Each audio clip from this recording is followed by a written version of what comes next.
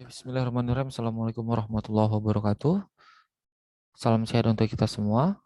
Baik, hari ini saya akan meng-share materi mengenai lembaga keuangan Islam. Ada 8 hal, ya, ada 8 hal yang akan kita bahas pada hari ini. Yang pertama mengenai lembaga keuangan di syariah. Yang kedua mengenai lembaga keuangan pada masa Rasulullah. Yang ketiga mengenai lembaga keuangan bank syariah. Yang keempat, akad-akad dalam bank syariah.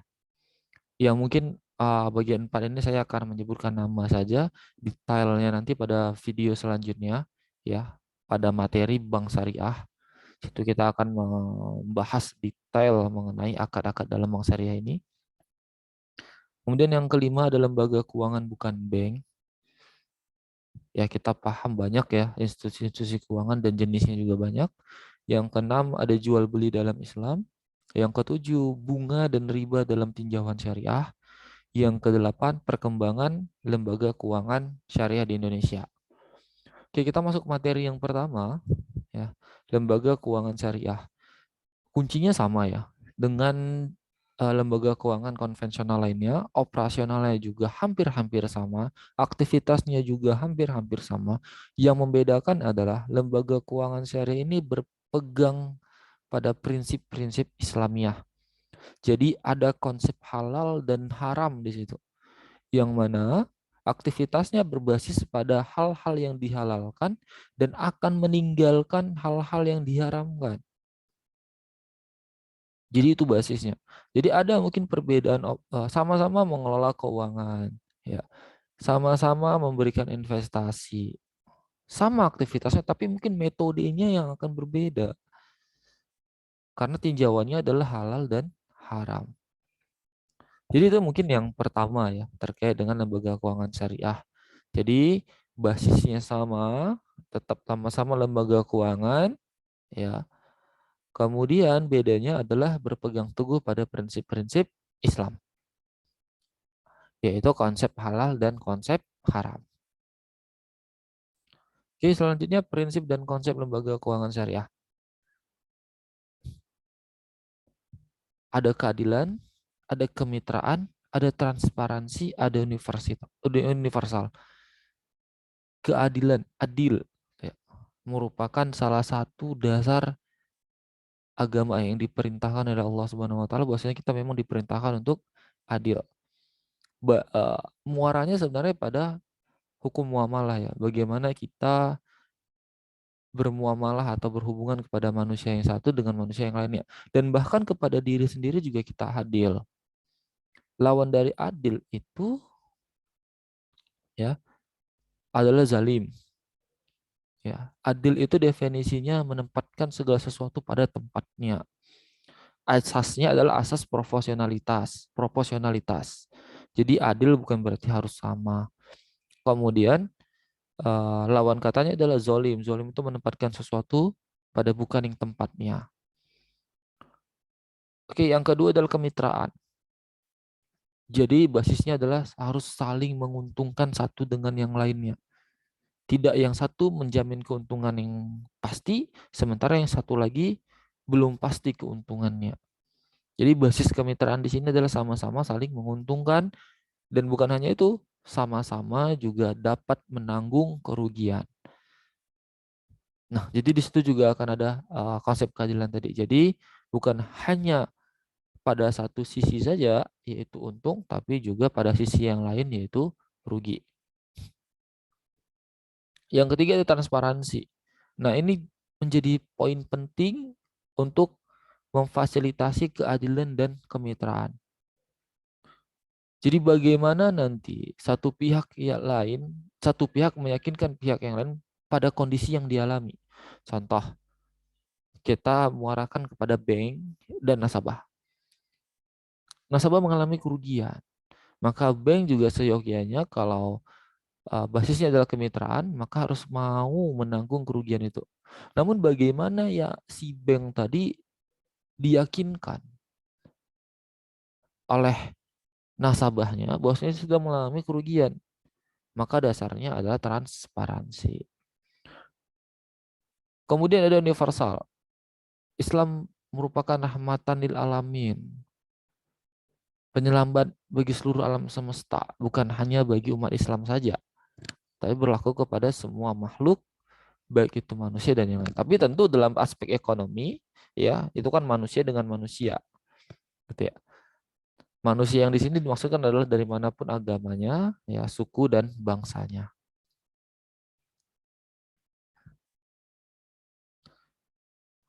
Oke, tujuan utama mendirikan lembaga keuangan Islam menunaikan perintah Allah dalam bidang ekonomi dan muamalah, membebaskan masyarakat Islam dari kegiatan-kegiatan yang dilarang oleh agama Islam. Jadi ada pernah Rasulullah bersabda, saya lupa ya, diriwayatkan oleh siapa, tapi Rasulullah berkata akan pada suatu zaman akan sulit umat itu terbebas atau terlepas dari praktik riba. Dan kalau kita lihat masa sekarang, maka hadis itu terrealisasi sebenarnya. Nyata. Hadis itu nyata. Maka dua hal ini menjadi penting. Ya, dua hal ini menjadi penting untuk menegakkan agama Allah. Ya, dua hal ini menjadi penting. Kita dapat membebaskan masyarakat dari praktik riba. Kemana jalannya? Lembaga keuangan syariah. Karena industri keuangan itu merupakan jantungnya perekonomian pada saat ini. Sangat dibutuhkan. Jadi tidak bisa kita lepas dari lembaga keuangan. Kita tidak bisa meniadakan lembaga keuangan. Tapi kita bisa mengislamkan lembaga keuangan. Maksudnya adalah pada praktik-praktiknya. Nah, inilah dua tujuan utamanya, dua tujuan besarnya. Saya mohon maaf agak saya singkat-singkat ya. Karena memang durasi materinya hanya sekitar 10 sampai 15 menit saya buat sehingga semua nanti momennya dapat. Oke, lembaga keuangan pada masa Rasulullah. Ada dua lembaga, yaitu ada Baitul Mal, lembaga penyimpanan, penerimaan, pendapatan. Ya, jadi perbendaharaan negara itu disimpan di Baitul Malnya inilah. Gitu ya. Kalau nanti umat Muslim perang, menang, dapat harta rampasan perang, nanti simpan di Baitul Mal. Jadi perbendaharaan negara itu disimpannya pada lembaga atau institusi yang disebut sebagai Baitul Mal. Kemudian ada wilayatul hisbah. Dia ini merupakan sistem pengawasan atau kontrol oleh negara yang pada zaman Rasulullah itu dilakukan sendiri oleh beliau. Jadi controlling ya, kita bisa sebut sebagai controlling. Kemudian yang ketiga, lembaga keuangan bank syariah. Iya, sama aja dengan lembaga keuangan syariah ya. Saya akan percepat sebenarnya. Kalau kita paham tentang bank sebagai lembaga intermediate atau lembaga keuangan sebagai lembaga atau yang di institusi intermediate, yaitu adalah lembaga penghubung antara si pemilik dana dengan yang membutuhkan dana. Oke. Jadi saya rasa sama, konsepnya adalah produknya, programnya itu berbeda dengan uh, berdasarkan atas syarat syariat Islam. Nah, ini tinggal dibaca menurut undang-undang, saya sampaikan materinya, saya definisikan bank, kemudian di sini saya munculkan konsep-konsep syariahnya itu apa aja. Nanti ini kita akan detailkan ya, akan kita kaji di produk ya. Nanti ada pada produknya, tapi konsepnya itu ada mudharabah, ada musyarakah, ada murabahah, ada ijarah, ada ijarah wa ikhtina.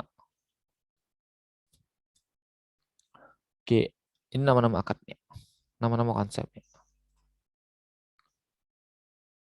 Oke, prinsipnya ada sama ya, tinggal dibaca. Ini sering dibahas dalam kajian-kajian keislaman, empat sifat Nabi, sidik, tablik, amanah, fatonah. Tinggal dibaca, nggak ada yang saya rasa ini sangat mudah untuk dipahami.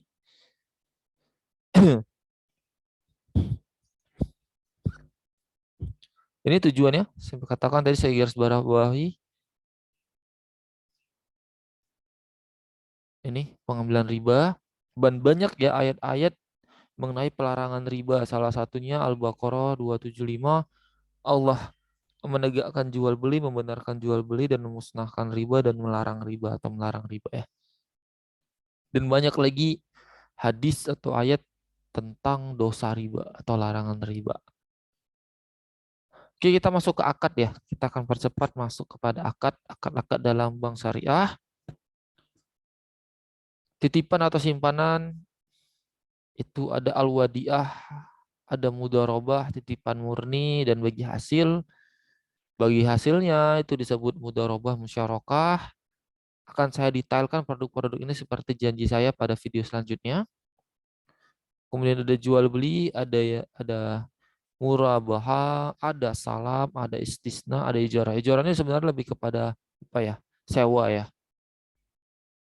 Kemudian ada jasa, ada qard, ada ran, ada hawala, ada wakalah. Oke, ini produk-produknya dan akan saya jelaskan secara detail di materi berikutnya. Oke, lembaga keuangan bukan bank banyak jenisnya. Kalau dalam konsep syariah itu ada asuransi syariah, ada Baitul Mal Tanwil, ya, ada koperasi syariah, ada pasar modal syariah, dan banyak konsepnya yang lain. Jadi banyak ya lembaga keuangan syariah selain bank.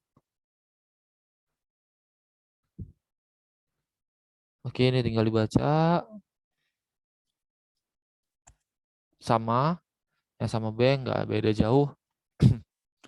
Karena memang berdekatan, sama-sama konsepnya adalah lembaga keuangan, pasti aktivitasnya juga mirip. Nah, pembedanya basisnya adalah satu berdasarkan prinsip-prinsip syariah, dan yang satu lagi ya mungkin hanya merujuk ya, hanya merujuk saja tapi tidak berpatron, hanya merujuk pada hukum-hukum hukum-hukum positif yang berlaku. Nah, ini ada lembaga macam-macam lembaga keuangan non syariah, non bank syariah di Indonesia. Oh, satu lagi lembaga jiswaf dan penggadaian belum saya tambahin.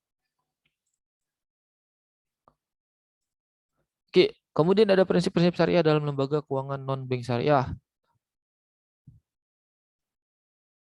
Nih, saya tuliskan di sini, tinggal dibaca. Nah, nanti apa itu wakalah? Kan? Apa tuh akad tijari? Nanti akan saya jelaskan pada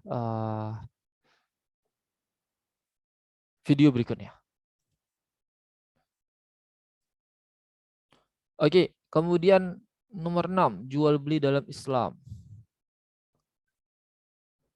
Jual beli atau perdagang dalam istilah fikih disebut al-bai, yang menurut etimologi berarti menjual atau mengganti. Ya, kalau kita lihat implementasi di lapangan ya, kalau kita mau membeli sesuatu, kita menukarkan sesuatu untuk mendapatkan itu, maka ada pergantian di situ. Kita menerima barang, kita kasih uang, kan gitu. Nah, ini ada jual beli dalam pandangan terminologi. Menurut ulama syahid sabik, jual beli ialah pertukaran harta dengan harta atas dasar saling merelakan atau memindahkan milik dengan ganti yang dapat dibenarkan. Seperti fenomena yang sudah saya jelaskan, ya jauh beda. Hanya menarasikannya aja. Kalau ulama Hanafiyah, jual beli adalah saling tukar harta dengan harta lain melalui cara yang khusus. Di sini dilampirkan ada ijab kabul. Nah, maka kita lihat dulu ijab kabulnya bagaimana. Apakah memang harus saya beli dan saya jual? Harus saling bersalaman. Maka di situ ada khilaf di antara para ulama, ada perbedaan pendapat. Cukup dengan Bu, saya beli ini berapa harganya? Sekian, saya serahkan uangnya, dia kasih barangnya, itu sudah cukup sebagai ijab kabul, tidak perlu dinarasikan secara jelas gitu ya. Oke, selanjutnya tinggal dibaca, nggak ada masalah, saya rasa cukup untuk jual beli, nggak ada kendala. Oh, ini dalil-dalilnya. Al-Baqarah 275 sudah saya jelaskan tadi. An-Nisa 29. Oke, di sini penekanannya adalah suka sama suka. Jadi tidak ada yang boleh satu pihak itu memaksa ke satu pihak yang lain, tidak boleh, tidak dibenarkan. Dasarnya adalah suka sama suka. Saya mau beli atas kerelaan saya, kamu mau jual atas kerelaan kamu. Tapi kalau misalnya dia terpaksa jual karena satu lain, yang penting bukan kita yang memaksa ya. Yang penting bukan bukan si pembeli yang memaksa untuk membeli. Tidak. Ini juga ada hadisnya. Nah, ini boleh, tapi perlu diperhatikan ya. Jadi dalam konsep halal dan haram itu dia bukan berbentuk zatnya saja, tapi prosesnya juga dapat menyebabkan sesuatu halal dan haram. Contoh kalau kita beli, jual beli, beli itu boleh, oke. Tapi bagaimana kalau kita jual beli babi? Bagaimana kalau kita jual beli heroin? Maka akan dilarang. Hukum bolehnya tadi berubah menjadi haram. Gitu ya.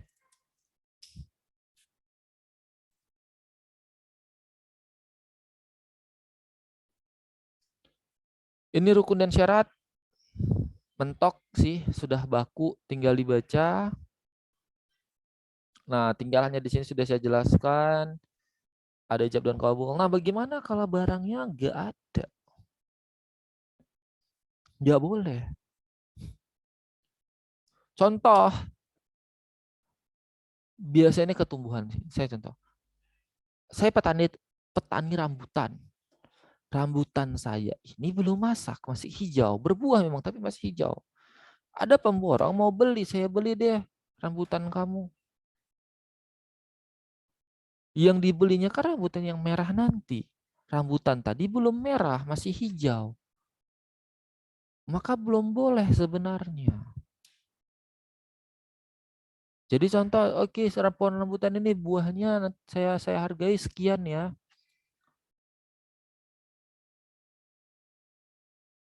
Memberikan harganya pada saat itu, ya kan? Tapi barangnya belum ada. Dia sudah kasih DP misal.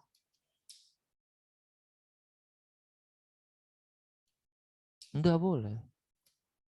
Barangnya harus ada dulu, harus real dulu, ya, baru boleh perjualbelikan. Siapa yang jamin besok nggak kebakaran hutan? Siapa yang berani jamin tidak ada angin puting beliung sehingga buah itu tidak jatuh? Dan siapa yang menjamin tidak akan tumbuh buah-buah yang baru?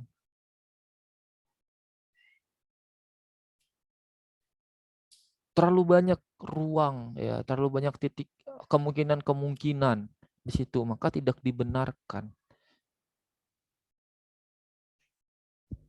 Oke, saya lanjut supaya dapat semua. Harga barang ini harus jelas ya, tidak ada yang tidak boleh jelas. Jadi kalau misalnya bisa kurang, bisa sikit-sikit lah, kan nggak jelas. Walaupun nanti di akhir dijelaskan, gitu ya. Tapi biasanya dalam negosiasi itu langsung aja bisa kurang, bisa berapa sekian. Biasanya kalau jual beli dalam Islam tuh begitu, nggak usah terlalu banyak negosiasi. Rasulullah tuh kalau dalam berdagang harga sekian sekian, bisa kurang, bisa berapa sekian, oke deal, jadi nggak usah. Misalnya nego tipis-tipis, nah jangan begitu, terlalu panjang nanti pembicaraannya.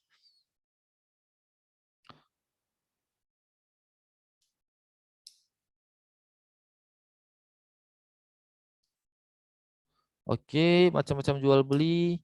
Jual beli dapat ditinjau dari berbagai segi, yaitu ditinjau dari segi bendanya. Jual beli benda yang kelihatan. Oke, jual beli saham. Jual beli benda yang tidak ada. Jual seperti jasa tidak diperbolehkan. Oke, tapi lain hal dengan apa ya? Jasa ya.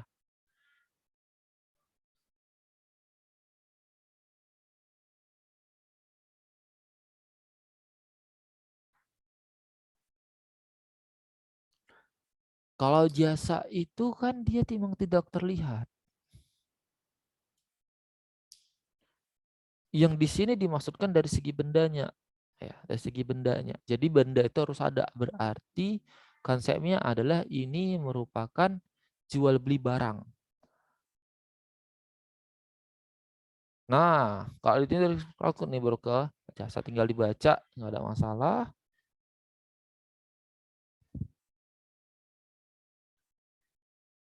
Oke, ini juga nggak ada masalah, sudah jelas di situ. Tapi kalaupun ada kendala silakan di chat di grup WA ya, nggak ada masalah. Saya langsung lompat ke bunga dan riba dalam tinjauan syariah. Jelas hukumnya haram. Jadi menurut fatwa MUI tahun 2004 nomor 1, bunga bank itu adalah riba. Maka yang sejenis-sejenis itu juga riba. Dan riba itu haram dalam Islam. Banyak ayat dan hadisnya. Ya, saya tidak emang cantumkan semuanya, sebagian kecilnya saja. Silahkan dibaca mengenai larangan-larangan riba itu. Oke, kalau perkembangan lembaga keuangan syariah itu, ini ada undang-undangnya yang jelas diprakarsai oleh para alim ulama ya yang ingin mendirikan bank syariah di Indonesia. Kemudian muncullah satu lembaga bank syariah di Indonesia. Kemudian setelah itu diakomodir oleh undang-undangnya. Gitu. Jadi kalau saya emang berani mengatakan biasanya emang saat ini pemerintah memfasilitasi masyarakatnya untuk memeluk ya, menjalankan agamanya. Oke, mungkin ini materi dari saya. Terima kasih atas perhatiannya. Saya ucapkan assalamualaikum warahmatullahi wabarakatuh.